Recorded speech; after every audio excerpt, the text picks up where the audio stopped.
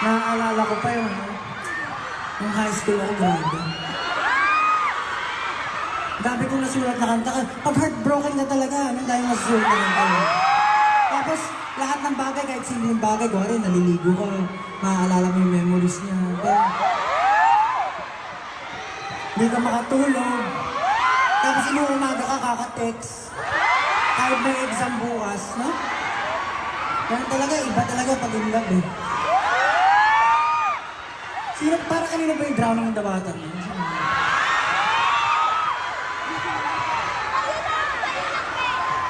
Pero maraming salamat sa lahat ng sumabay dun sa Drowning in the Water.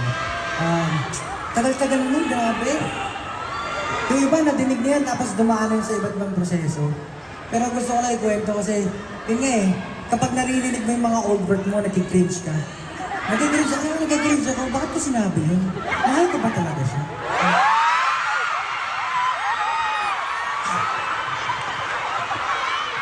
Mahal ko ba talaga siya? Siguro nga kasi nakapagsulat na kanta. Pero ayun. Dahil sa gusto ko magpasalamat sa kanya kasi dahil sa kanya nabuhat ako.